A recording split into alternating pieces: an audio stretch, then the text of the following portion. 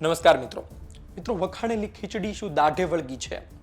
મોરબી મહાનગરપાલિકામાં કાના કાકાના ગઢમાં શું બધું બરોબર નથી? શું ભારતીય જનતા પાર્ટીની કસોટી થવા જઈ રહી છે? ભારતીય જનતા પાર્ટી આવનાર દિવસમાં મોટા ડખાનો સામનો કરશે. વિસ્તારથી વાત કરું તો મહાનગરપાલિકાની ચૂંટણીનું પરિણામ આવ્યું. ભાજપે ચોંકાવી દીધા. ઉત્તમ સુરાણી નામના યુવા ચહેરાને કમાન આપી. જૂથવાદ એક તરફ, એ જૂના ચહેરા એક તરફ. મેયર ઉત્તમ સુરાણી બનતા ગુજરાતમાં તેના સમાચાર બન્યા. એકબીજા સાથે રાજકીય ગલિયારાઓમાં ચર્ચા થવા લાગી કે યુવા ચહેરાને કમાન આપવામાં આવી છે મોરબી મહાનગરપાલિકામાં. અને આ બધા વચ્ચે હવે તેમની સામે વિરોધ થવા લાગ્યો છે સામાજિક સ્તરે.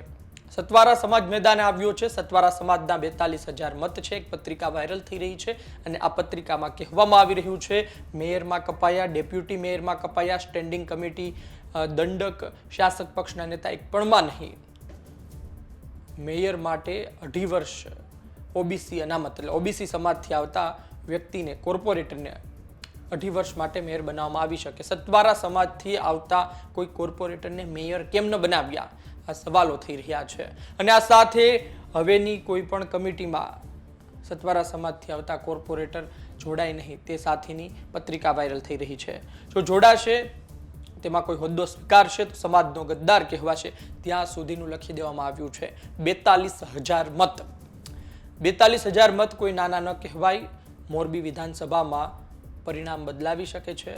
મોરબીમાં કોઈ પાર્ટીને ગુમ કરી શકે છે અને કોઈ પાર્ટીને લાવવાનું સામર્થ્ય પણ ધરાવે છે.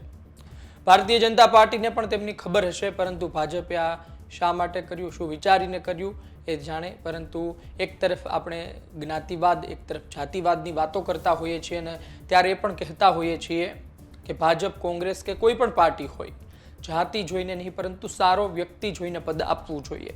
તો કદાચ આ કેસમાં ભારતીય જનતા પાર્ટી જાતિવાદથી દૂર રહી તેવું માની શકાય, પરંતુ જેની જેટલી વસ્તી તેની તેટલી ભાગીદારી, આપણે ત્યાં આવું પણ કહેવામાં આવે. આ જ કારણોસર સતવારા સમાજના કોર્પોરેટર નારાજ છે. ભારતીય જનતા પાર્ટી તેને કઈ રીતે મનાવે તે જોવું રહ્યું. હજુ પહેલો ગિયર પડ્યો છે. હજુ મહાનગરપાલિકાની ચૂંટણીનું પરિણામ આવ્યું છે, ત્યાં જ ગાડી ખોટકાઈ છે, ત્યાં જ ગાડી બગડી છે.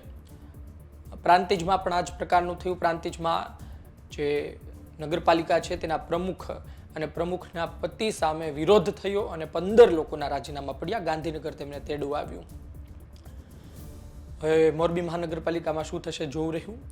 કાંતિભાઈ અમૃત્યાના ગઢમાં ખલબલી ચાલી રહી છે. કાંતિભાઈ અમૃત્યા પહેલા પણ ઘણા વિવાદોમાં આવી ચૂક્યા છે. જ્યારે ટિકિટ વહેંચણી હતી ત્યારે કહેવામાં આવી રહ્યું હતું કે કાંતિભાઈ અમૃત્યાનું પોતાનું પણ નથી ચાલ્યું. એમના વિસ્તારમાં ઘણા એમના પણ કપાયા અને આખરે એમની પાસે જે અમુક ટિકિટો હતી તે તેમણે વહેંચી નાખી. મોરબી મહાનગરપાલિકાની ચૂંટણી ખૂબ જ રસપ્રદ રહી. અપક્ષનો દમખમ સાબિત કરવા માટે પ્રયત્ન કરવામાં આવ્યા. ભાજપથી વિખૂટા પડીને અપક્ષ ચૂંટણી પણ ઘણાએ લડી, પરંતુ તેમાં પણ પરિણામ ન મળ્યું. હાલ મોરબી મહાનગરપાલિકામાં જે પત્રિકા વાયરલ થઈ રહી છે, 8 કોર્પોરેટર, સતવારા સમાજ, તે અતિ મહત્વનું પાસું માનવામાં આવે છે.